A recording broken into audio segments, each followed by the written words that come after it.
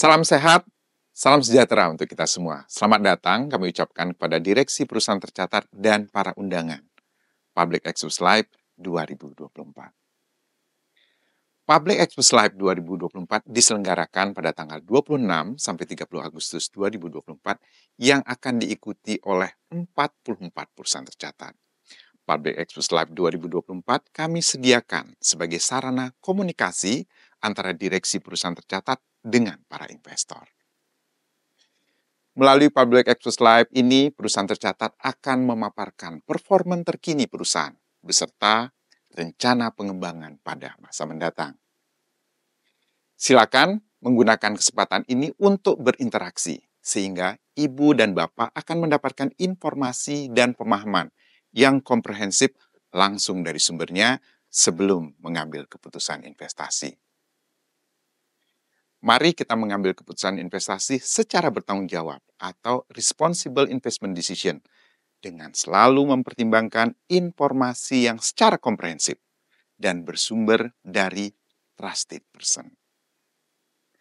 Melalui Public Expos Live ini diharapkan akan mendorong transparansi dan meningkatkan kepercayaan dari para investor yang pada akhirnya dapat menghasilkan komitmen untuk berinvestasi. Selamat mengikuti Public Expos Live 2024, maju terus pasar modal Indonesia.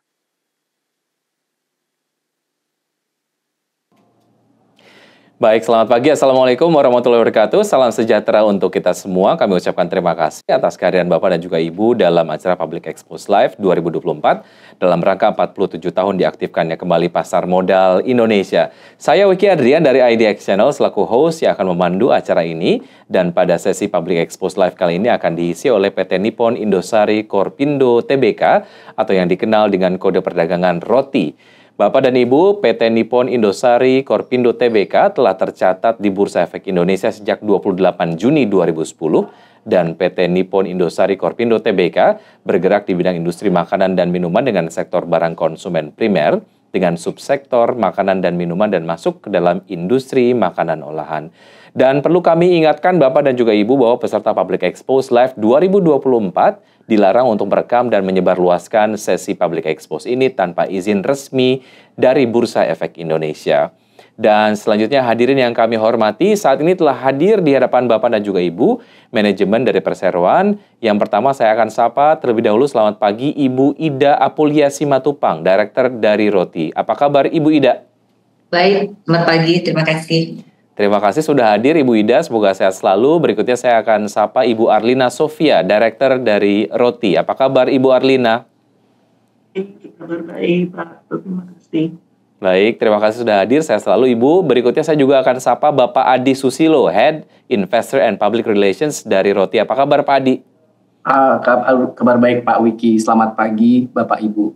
Baik, terima kasih sudah hadir pada kesempatan kali ini, dan Bapak dan juga Ibu selama acara berlangsung, jika ada pertanyaan, kami silakan Bapak dan juga Ibu peserta untuk menyampaikan pertanyaan melalui fitur Q&A yang tersedia di layar Zoom, yang selanjutnya akan kami bacakan pada sesi tanya-jawab setelah pemaparan dari perseroan.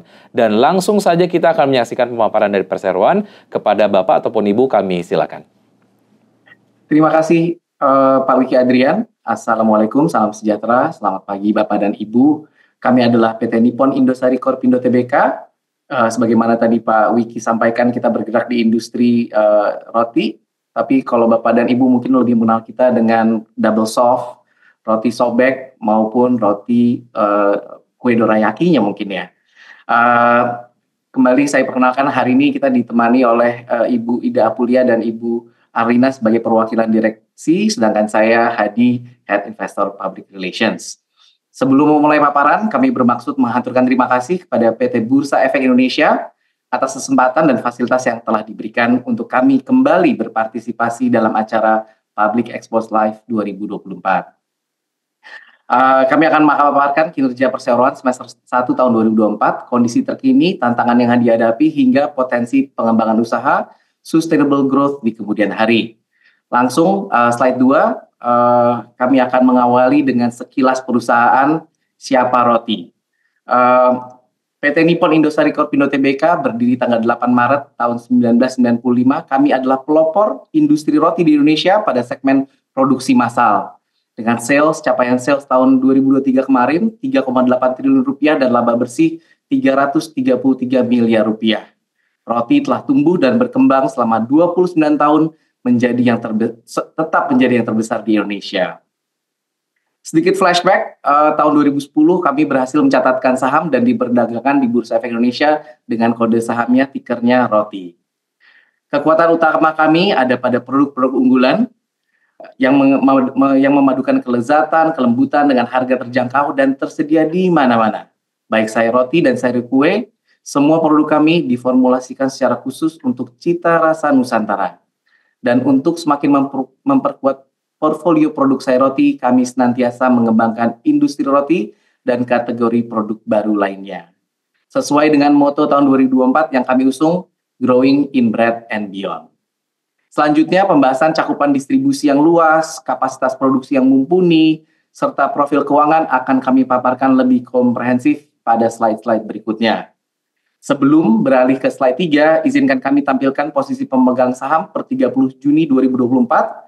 Di sebelah kiri tabelnya, Indo Retail Makmur 25,8%, Bondlight Investment 20,8% bersama Leaf Holding 6,1%.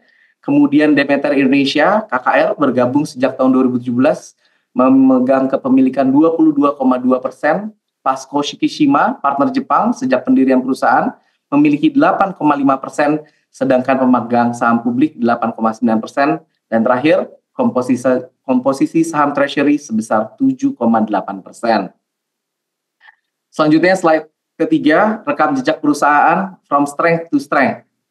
Tahun 95 sebagai tonggak pelopor industri roti produksi massal di Indonesia.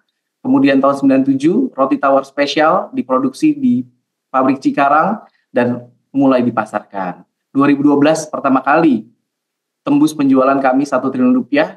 Dan tahun 2017 melaksanakan rights issue untuk pendanaan, penambahan kapasitas, serta memperkuat permodalan. 2019, pencapaian penjualan sudah melewati 3,3 triliun rupiah. Hingga tahun 2021, kami mengoperasikan pabrik di Banjarmasin. Dengan 14 pabrik, kami mampu menjangkau seluruh Indonesia. Dan tahun 2022, kami memperkenalkan kategori sari kue, dan berturut-turut di tahun 2023 meluncurkan Sari Coco Milk dan Sari Coco Spread. Sebagai catatan, tahun 2023 juga kami mengembangkan Indosari Food Solutions yang menyasar konsumen business to business. Kemudian slide nomor 4, Growing in Bread and Beyond. Dapat kami informasikan bahwa Perseron saat ini memiliki lebih dari 150 SKU atau jenis produk yang diformulasikan secara khusus sesuai cita rasa Indonesia. Kami bangga dengan proses produksi yang menggunakan teknologi mutakhir melalui penerapan standar keamanan pangan dan standar manajemen mutu untuk menjamin produk-produk yang higienis dan berkualitas tinggi. Dan yang paling penting adalah seluruh produk kami telah terdaftar dan mendapatkan izin edar dari BPOM serta sertifikasi halal. Melihat tabel foto di atas, dapat kami sampaikan target konsumen sayur roti maupun sari kue mencakup rentang segmen pendapatan A, B, dan C. Kami senantiasa terus menyempurnakan SKU yang ada serta mengembangkan produk-produk baru. Kami juga telah meluncurkan produk baru untuk memenuhi permintaan konsumen dengan harga yang lebih terjangkau atau ukuran lebih ekonomis, seperti Jumbo Series, Classic Series, Choco Blast Sandwich, maupun ragam varian kue dorayaki. Bila menelisik rincian penjualan kotor per segmen untuk semester 1 tahun 2024 ini kami dapat sampaikan. Segmen roti tawar masih mendominasi dengan kontribusi 56%, mencakup roti tawar spesial, tawar kupas, double soft maupun tawar gandum. Kemudian segmen roti manis menyusul dengan kontribusi 35%, diwakili oleh roti sobek, roti kasur, roti isi, sedangkan segmen lain-lainnya mencakup kue, choco spread maupun choco milk berkontribusi sekitar 9% terhadap penjualan. Baik, selanjutnya slide nomor 5, fasilitas produksi. Saat ini kami memiliki 14 pabrik yang tersebar di berbagai lokasi strategis di Indonesia. bila melihat peta di sebelah kiri kanan atas, dari yang paling pojok kiri warna biru, mulai dari Medan, Palembang, kemudian menyeberang ke Pulau Jawa ada pabrik di Cikande, Bekasi, Cikarang, Semarang, Gresik, hingga paling ujung paling timur ada di Pasuruan, dan di Pulau Kalimantan kami hadir di Banjarmasin dan Balikpapan. Kemudian paling timur Indonesia kami memiliki pabrik di Makassar. Demikian dapat Bapak dan Ibu lihat sebaran operasional kami. Kapasitas produksi total 14 pabrik mencapai 5,1 juta potong roti per harinya. Terlihat banyak, namun bila dibandingkan dengan penduduk Indonesia yang sudah mencapai 280 juta, kami percaya masih luar biasa potensi pasar roti dan kue yang bisa dikembangkan di Indonesia. Bila melihat peta Pulau Sumatera kembali, ikon yang warna merah, saat ini kami dalam proses pembangunan atau penyelesaian pabrik Pekanbaru, yang diharapkan nanti bisa mulai commercial operation di akhir tahun 2024. Dengan nanti 15 pabrik operasional, kami percaya ini akan cukup untuk mendukung pertumbuhan penjualan hingga tahun 2026 sebelum kami perlu untuk menambah kapasitas lagi. Kemudian slide nomor 6, distribusi nasional. Dapat kami sampaikan bahwa salah satu keunggulan Sari Roti dibanding kompetitor adalah jangkauan distribusinya yang luas dan terlengkap. Produk-produk Sari Roti tersedia di lebih dari 93.000 titik penjualan di seluruh Indonesia, baik kanal modern maupun kanal tradisional. Kanal modern atau biasa disingkat MT merupakan kontributor terbesar penjualan roti. Dapat kami sampaikan bahwa outlet modern trade terbesar yang menjual produk Sari Roti adalah Minimarket, Indomart, dan Alfamart. Pun demikian kami hadir di lebih dari 50 rantai minimarket, supermarket, dan hypermarket di Indonesia. Tidak hanya di modern trade, kami juga tersedia melalui kanal tradisional atau GT, mencakup seluruh jaringan tradisional termasuk warung, sepeda motor yang keliling ke rumah Bapak dan Ibu. Melalui lebih dari 1.000 distributor, agen, atau partner bisnis kita di mengembangkan kanal tradisional tersebut. Lebih dari 93.000 outlet yang menjual Sari Roti, sebarannya terbagi hampir seimbang antara 51-49 kanal modern trade dan general trade atau kanal tradisional. Ada pie chart-nya di sebelah kanan bawah. Selanjutnya slide 7,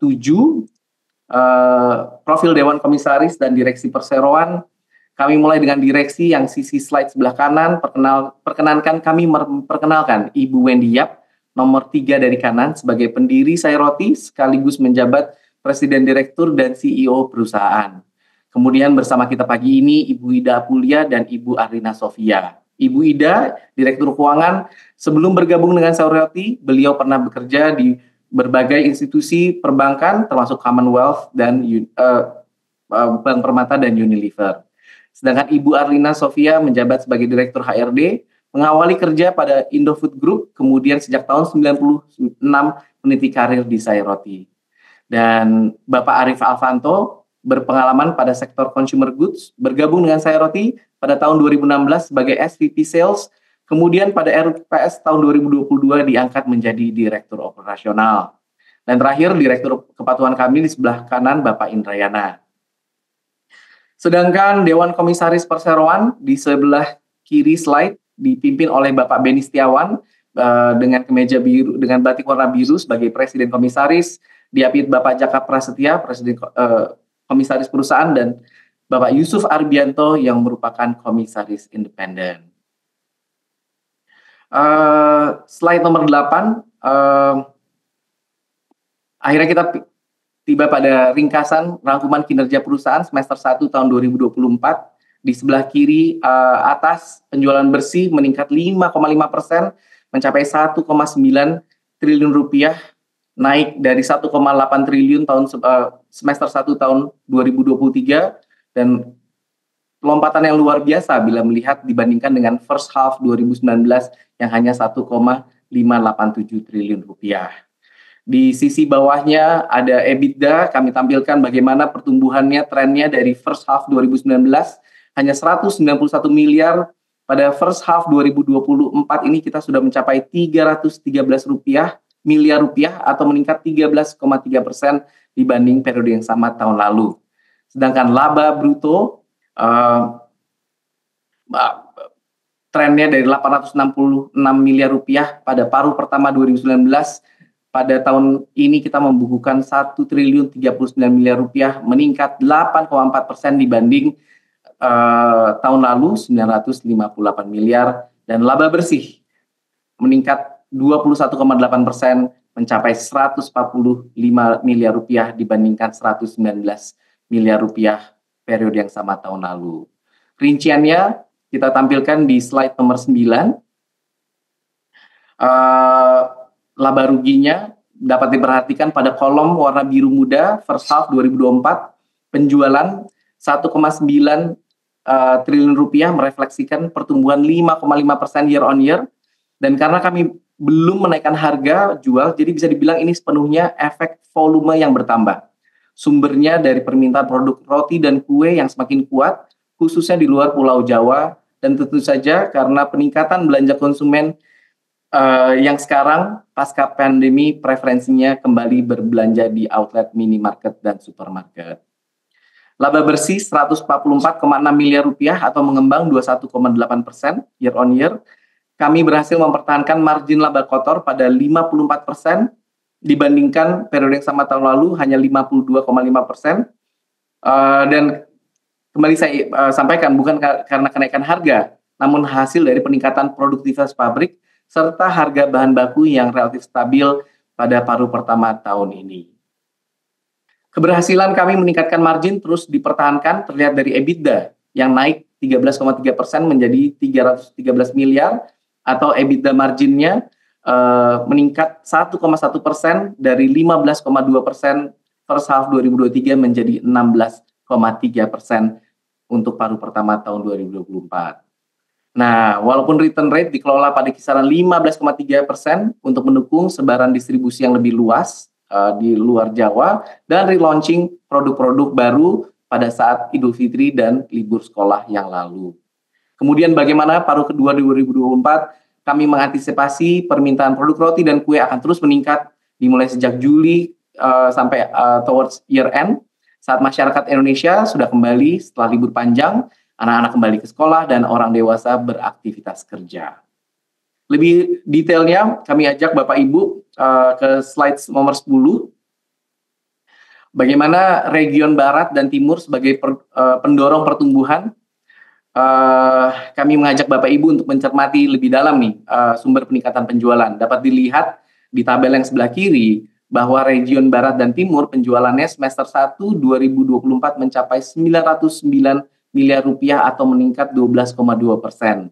Hal ini sejalan dengan strategi ekspansi pabrik di keluar Jawa, bagaimana 6 tahun terakhir perseroan membangun pabrik-pabrik baru di Batam, di Gresik, Balikpapan, Banjarmasin, dan sebentar lagi akan operasional di Pekanbaru.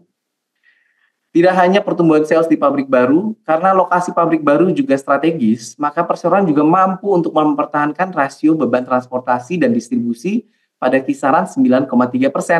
Bahkan kalau lihat dari line chart yang di sebelah kiri bawah, transportasi, distribusi, dan penjualan, paruh pertama 2019 masih 11,9 dan berturut-turut turun ke 9,8, 8,9, terus normalize di 9,2, 9,3%. Nah, namun return rate yang dikelola sekarang kisaran 15,3%. Kenapa? Karena mencakup sebaran distribusi yang jauh lebih luas. Oleh karena itu, kami optimis target operasional pabrik Pekanbaru nanti, akhir 2024 ini akan operasional, akan semakin memperkuat penetrasi khususnya di regional Barat. Selanjutnya, slide 11. Kita akan ajak Bapak Ibu untuk menelaah penjualan per kanal distribusi, bagaimana penjualan kanal modern trade membukukan 1,4 triliun rupiah dan GT 484 miliar rupiah, setara dengan masing-masing pertumbuhan 6,7 untuk modern trade di bar chart yang sebelah kiri dan 2% general trade di sebelah kanan. Kanal MT kembali mencatatkan peningkatan yang lebih kuat dibandingkan kanal tradisional sebagai dampak perilaku konsumen pasca pandemi yang memang meningkatkan pembelian produk roti dan kuenya di outlet modern. Dan untuk kanal GT pada semester 1 2024 ini juga terpengaruh dampak seasonality Sebagai informasi, konsumsi produk roti di Indonesia memiliki pola yang menurun setiap awal bulan puasa hingga puncaknya nanti di Hari Raya Idul Fitri. Oleh karena itu, banyak pemilik warung, pedagang keliling, yang sepeda maupun sepeda motor memilih untuk mudik sehingga dampak seasonality ini lebih terasa di kanal tradisional atau GT. Dengan demikian, kontribusi penjualan MT dan GT bisa dilihat di pie chart di pojok kanan atas, masing-masing kontribusinya 76 dan 24% untuk paruh pertama tahun 2024. Selanjutnya, slide 12, rangkuman biaya produksi. Ini kami akan paparkan tantangan kami untuk senantiasa mengelola biaya produksi dengan baik. Sebagai perusahaan yang telah 29 tahun tumbuh dan berkembang, kami menjalankan strategi pengadaan yang efektif untuk memastikan bahan baku dibeli pada harga terbaik. Peningkatan produktivitas berhasil mengembangkan margin laba kotor menjadi 54% atau meningkat 1,5% year on year, walau mempertahankan strategi harga jual untuk tidak naik. Rasio bahan baku terhadap kemasan, line chart yang sebelah kiri, juga menurun jadi 27,9%. Karena harga gandum yang relatif stabil, bahkan trennya cenderung menurun di tahun 2024 ini, mengimbangi kenaikan harga bahan baku lainnya. Dan dapat kami sampaikan, kami menerapkan kontrak 3-6 bulan untuk bahan baku utama, serta negosiasi dengan beberapa pemasok besar agar mendapatkan harga terbaik dan mengurangi efek fluktuasi. Kemudian, untuk posisi neraca keuangan, kami tampilkan pada slide 13 atau slide terakhir kami. Per 30 Juni 2022, Bapak dan Ibu bisa simak saldo kas dan setara kas kami pada posisi sehat sekitar 477 miliar yang merupakan hasil dari kas operasional yang kuat. Memang agak menurun dari posisi Desember 2023, bisa dilihat di tabelnya 538 miliar, tapi memang karena kami telah mendistribusikan cash dividen sebesar 500 miliar pada tanggal 26 April kemarin. Hal ini juga tentu berdampak pada total ekuitas perusahaan yang tercatat per Juni 30 2024 menjadi 2,04 triliun rupiah. Dapat disampaikan belanja modal atau capex untuk 6 bulan kemarin sudah mencapai 52 miliar atau setara dengan 40,4% dibandingkan total belanja modal tahun 2023 untuk penuh tahun 2023 berkisar 128 miliar. Dan terakhir, update terkini pada tanggal 6 Agustus 2026, kami telah memperoleh izin pemegang saham untuk melaksanakan buyback. Sebanyak-banyaknya 88 juta saham dengan harga maksimum 1.700 per sahamnya.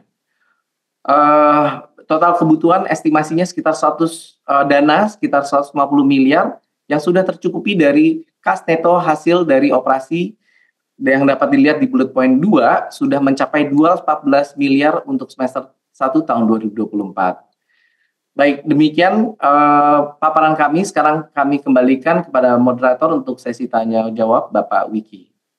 Baik, terima kasih kepada perwakilan perseroan atas pemaparan yang sudah dilakukan, dan saat ini kita akan langsung memasuki sesi tanya jawab dari pertanyaan yang sudah disampaikan oleh investor yang kemudian sudah menyaksikan Public Expose Live 2024. Saya akan bacakan pertanyaan dari Bapak Sandy Oi, investor retail. Pertanyaannya ada 4 ini ya, saya akan bacakan semuanya. Pertanyaan nomor 1 terkait belanja iklan. Channel mana saja yang menurut Roti paling efektif untuk meningkatkan sales dan tentu brand image dari produk-produk Roti. Kemudian apakah lewat iklan TV, free to air atau FTA atau melalui iklan digital misalnya YouTube. Kemudian berapa target top line dan bottom line untuk Roti di tahun 2024. Saya bacakan 2 terlebih dahulu ya untuk kemudian dijawab dulu. Berikutnya saya akan bacakan pertanyaan berikutnya dari Pak Sendoy. Silakan Bapak Ibu. Baik. Dapat kami sampaikan Bapak Ibu, waktu tahun 2000 medio tahun 2017-2018 saat kami mencanangkan pembangunan pabrik-pabrik baru di luar, khususnya di luar Jawa, kami mengalokasikan lebih banyak dana A&P, advertising dan promosi ke above the line untuk televisi, iklan televisi. Dan ini strategi yang pada saat itu dirasa tepat karena memang sosial media pada tahun 2016-17 belum semasif sekarang, dan memang yang juga kami sasar adalah wilayah-wilayah baru yang memang belum terekspos dengan produk-produk sayur roti.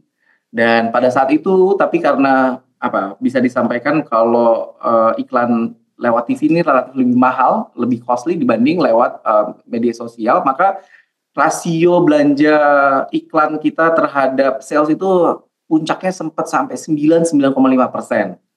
Namun seiring pabrik-pabrik barunya sudah mulai beroperasi, kita juga sudah menyesuaikan A&P, advertising promotion kami juga mulai lebih seimbang, lebih banyak juga promosi di counter, di outlet. Kita juga mulai memperkenalkan diri pada media sosial, pada TikTok, YouTube, Instagram. Nah, ini seiring perkembangan zaman, perkembangan waktu, perkembangan teknologi, ini dirasa lebih cocok untuk A&P kami. Dan hasilnya Bapak Ibu bisa lihat bagaimana tren penjualan kami terus positif, sedangkan di satu sisi rasio belanja iklan terhadap penjualan turun dari 9,5%, bahkan sekarang sudah di kisaran untuk first half 2024 itu mungkin sekitar di bawah 6% ya, 5,8% sekitar segitu. Dan ini yang akan untuk kami sebagai perusahaan tentu akan senantiasa mengevaluasi kanal-kanal untuk promosi mana yang lebih tepat. Kita akan selalu update dengan perkembangan zaman juga, sehingga tadi tujuannya penjualannya tetap bisa tumbuh tinggi dengan belanja yang lebih optimal. Mungkin itu jawaban singkatnya. Untuk target pertumbuhan penjualan maupun laba, unfortunately kita tidak bisa memberikan guidance atau target-target tertentu, tapi pastinya kita selalu melihat paruh kedua setiap tahunnya pasti lebih besar daripada paruh pertama, karena satu alasan utama adalah seasonality. Bulan puasa selama Ramadan itu konsumsi roti untuk masyarakat Indonesia paling rendah ya.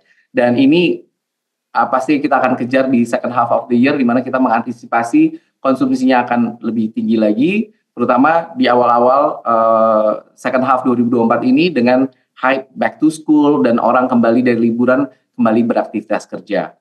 Jadi lebih optimis untuk second half 2024 ini. Pertanyaan berikutnya masih dari Pak Sandy Oy, berapa capital expenditure roti untuk tahun 2024 dan capex ini digunakan untuk apa saja, dan berapa pangsa pasar roti saat ini di Indonesia? Silakan Pak Di.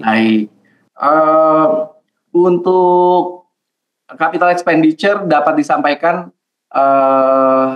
tadi kita kalau coba saya lihat di slide 13 tadi itu untuk paruh pertama 2024 itu sudah mencapai 52 miliar rupiah, hanya 40% aja dibandingkan tahun lalu yang 130 miliar rupiah. Dan untuk penyelesaian pabrik Pekanbaru harusnya tidak terlalu banyak lagi, sehingga mungkin sampai akhir tahun kita di kisaran 100 sampai 120 miliar aja capital expenditure. Dan yang menarik dari sayur roti adalah karena bila nanti pabrik Pekanbaru sudah selesai, maka ekspansi besar kita sudah selesai sejak tahun 2017 sampai tahun 2024 ini. Kemudian kita sudah memiliki kapasitas cukup untuk mensupport, mendukung pertumbuhan sales hingga tahun 2026. Artinya apa? Artinya capex kita akan normalizing untuk 2 tahun ke depan, sehingga meningkatkan profitabilitas. Mungkin itu pertanyaan tentang capex, Pak Wiki. Baik, terima kasih atas jawabannya yang sudah disampaikan, Pak Hadi. Kita bergeser ke pertanyaan berikutnya yang sudah disampaikan. Kali ini disampaikan oleh Pak Arief Setiawan. Halo tim Roti, terima kasih telah hadir di Pubex 2024. Berikut saya sampaikan beberapa pertanyaan. Saya notice performance kuartal 3 dan kuartal 4 secara historical selalu lebih baik. Faktor apa yang menyebabkan hal tersebut? Apakah musim hujan berkontribusi terhadap penjualan roti? Kemudian wilayah tengah selalu mencatatkan penjualan yang paling besar daripada 2 segmen lain. tapi dengan margin atau profit yang lebih kecil dibandingkan dengan dua segmen lain. Apakah bisa dijelaskan apakah ada perbedaan di struktur modal atau OPEX-nya katanya? Pertanyaannya ada 3, 2 terlebih dahulu ya. Silakan Pak Ya. Adi ataupun Bapak Ibu. Baik, terima kasih banyak Bapak pertanyaannya. Bagus sekali. Yang pertama, kami mau mencoba menjelaskan adanya seasonality di pola konsumsi roti di Indonesia. Yang tadi, kenapa kuartal 3, kuartal 4 selalu membukukan bergantian tuh, either kuartal 3 atau kuartal 4 selalu yang tertinggi setiap tahunnya. Itu sebenarnya karena di kuartal 1 atau kuartal 2 itu biasanya atau beberapa tahun terakhir ada bulan puasa, di mana di saat bulan puasa sahur dan buka puasa masyarakat Indonesia lebih memilih untuk mengkonsumsi nasi. Dan dengan banyaknya takjil, banyaknya camilan buka puasa, tentu saja itu lebih diutamakan karena musimnya, karena bulannya. Dan unfortunately itu berarti konsumsi roti, konsumsi kue, produk-produk kami juga menurun pada bulan-bulan tersebut. Namun tentu saja pasti kita akan kejar dan selalu kita tunjukkan bagaimana second half of the year, kuartal 3, kuartal 4 penjualan kami terus meningkat.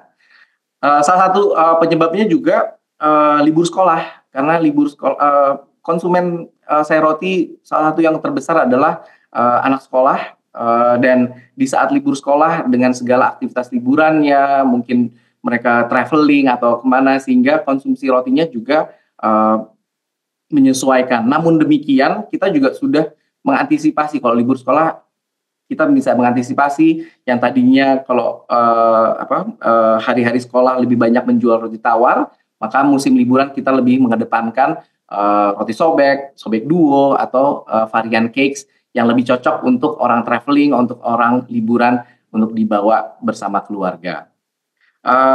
Saya rasa itu penjelasan untuk seasonality atau fluktuasi penjualan produk sari roti across the quarter. Dan pertanyaan kedua terkait saya tadi agak lupa, Pak Wiki. Tadi pertanyaan kedua. Wilayah tengah selalu mencatatkan penjualan yang lebih besar dibandingkan dengan betul. dua segmen lainnya. Tetapi dengan margin atau profit yang lebih kecil dibandingkan dengan dua Bapak segmen dan lain. Ibu. Iya, sebenarnya kalau by region kita mengajak Bapak Ibu untuk melihat kembali ke slide nomor 10, bagaimana sebetulnya wilayah tengah itu selalu sebagai kontributor penjualan sayur roti yang terbesar beberapa tahun terakhir. Tapi seiring dengan pabrik-pabrik baru yang kita bangun dan kita dedikasikan untuk wilayah barat dan timur, Bapak dan Ibu bisa lihat penjualan untuk first half 2024 aja barat dan timur itu tumbuhnya 12,2%. Sedangkan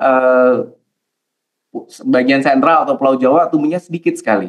Nah, ini kan sebetulnya ada pergeseran bagaimana penetrasi kita, ekspansi bisnis kita mulai menghasilkan imbal balik yang sangat positif, yaitu pertumbuhan yang luar biasa di luar Jawa. Namun demikian, untuk profitabilitas tentu saja alokasi biaya, alokasi operasional ini kami mengencourage Bapak Ibu untuk melihat sebagai satu kesatuan tapi tidak dilepas per regional. Kenapa? Karena memang ada beberapa biaya yang tidak bisa secara spesifik dialokasikan ke masing-masing region, termasuk juga beberapa regional memang mempunyai penugasan-penugasan khusus seperti untuk penetrasi daerah tertentu yang memang tentu saja akan mempengaruhi profitabilitas di daerah tersebut. Jadi khusus untuk profitabilitasnya kami encourage Bapak dan Ibu, teman-teman untuk melihatnya sebagai satu kesatuan sari roti daripada per regional. Mungkin itu Pak Wiki. Baik, pertanyaan terakhir masih dari Pak Arief. Retur dari penjualan juga cukup signifikan. Apakah policy atau treatment-nya untuk retur-retur ini? Terima kasih.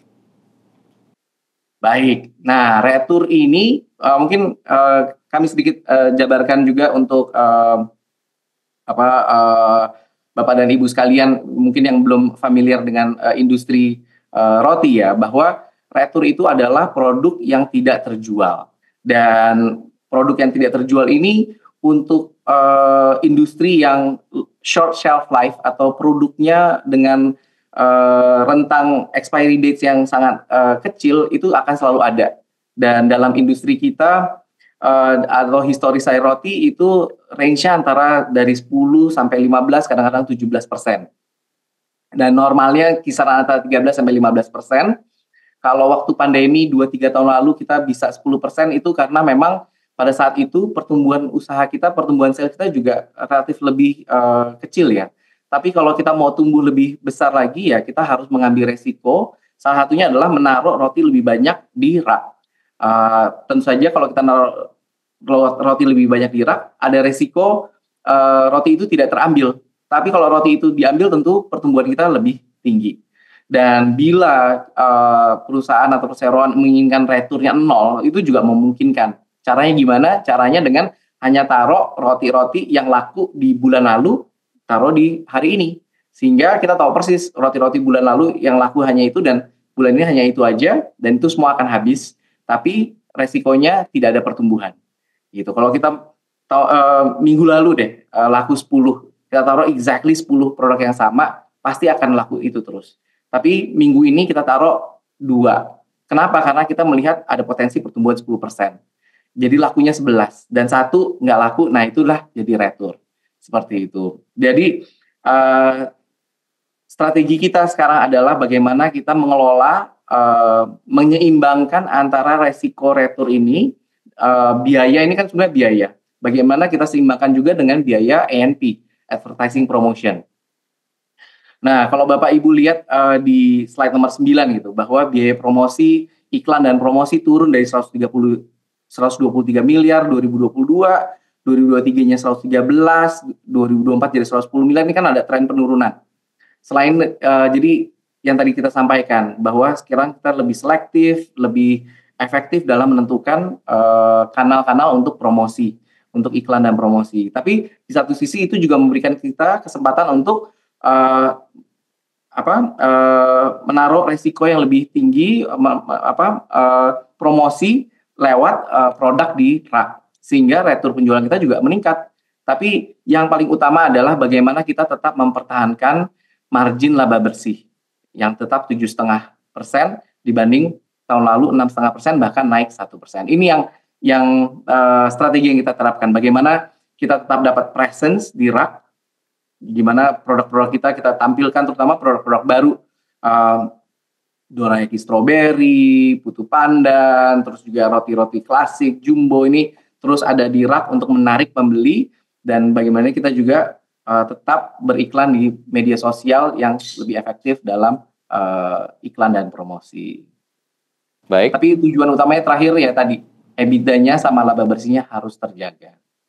Terima kasih Pak Adi. Berikutnya 2 pertanyaan ini saya satukan sekaligus. Nampaknya ini pertanyaannya pendek-pendek ya. Ada dari Pak Musa Iskandar. Apakah dijual online juga? Expired date roti kan pendek. Gimana cara distribusinya? Apa di recycle waste-nya? Apa di recycle waste-nya? Ada rencana ekspansi kemana lagi? Itu pertanyaan dari Pak Musa. Berikutnya ada Pak Dedi Wijaya menanggapi untuk kompetitor ke depannya, langkah apa yang akan diambil? Silakan Pak Adi. Baik, untuk produk-produk yang expired, kita selalu mengambil H-1 dan itu terus kita proses untuk kita kembali jual jadi pakan ternak Bapak Ibu. Sehingga tidak ada produk yang terjual, bahkan dengan kita jual sebagai pakan ternak, itu kita kembali mencatat other income. Jadi pemasukan juga tuh barang-barang yang roti-roti yang tidak laku setelah diproses dan jadi makan, biasanya jadi pakan untuk bebek kalau nggak salah. Nah, sedangkan untuk kompetitor, rasanya untuk sari roti kita sudah 29 tahun terus tumbuh. Bapak dan Ibu bisa lihat bagaimana tumbuhnya sari roti ini juga menjadikan highlight bahwa bisnis roti dan kue itu sangat prospektif. Dan bukan hanya penjualan yang tumbuh, tapi laba bersihnya juga tumbuh. Dan tentu saja cerita sukses dari sari roti ini juga menginspirasi atau menarik minat-minat berbagai pihak untuk mengembangkan bisnis roti di tanah air.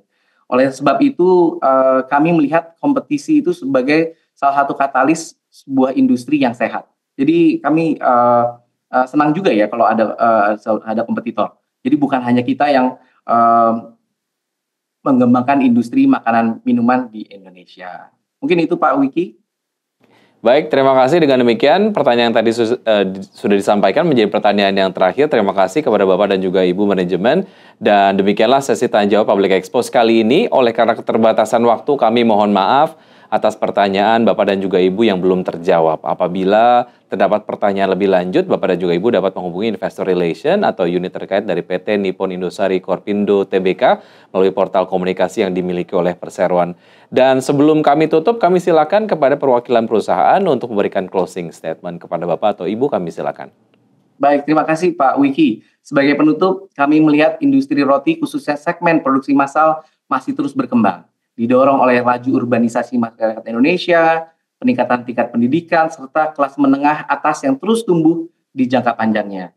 Kemudian kami bermodalkan produk-produk unggulan yang tadi sudah kami perkenalkan, yang digemari konsumen loyal, yaitu keluarga Indonesia, dengan jangkauan distribusi yang luas seluruh Indonesia, didukung kesiapan kapasitas produksi, sebentar lagi 15 pabrik. Kami yakin roti akan terus memimpin pertumbuhan industri roti di Indonesia. Saya Roti, rotinya Indonesia. Terima kasih Bapak Ibu. Baik, terima kasih kepada perwakilan manajemen atas closing statement yang telah diberikan. Dan hadirin yang kami hormati, usai sudah paparan publik yang disampaikan oleh PT Nippon Indosari Korpindo Tbk. Mari kita beri aplaus kepada penyaji dan perwakilan dari Perseroan. Dan sebagai informasi terakhir, tayangan Public Expose PT Nippon Indosari Korpindo Tbk ini juga dapat disaksikan kembali melalui YouTube Indonesia Stock Exchange. Atas nama penyelenggara, kami ucapkan terima kasih kepada Bapak Ibu manajemen PT Nippon Indosari Korpindo Tbk, juga kepada seluruh peserta yang sudah hadir dalam acara ini. Sampai jumpa pada acara Public Expose Live yang akan datang. Aku investor saham maju terus pasar modal Indonesia. Terima kasih Bapak Ibu.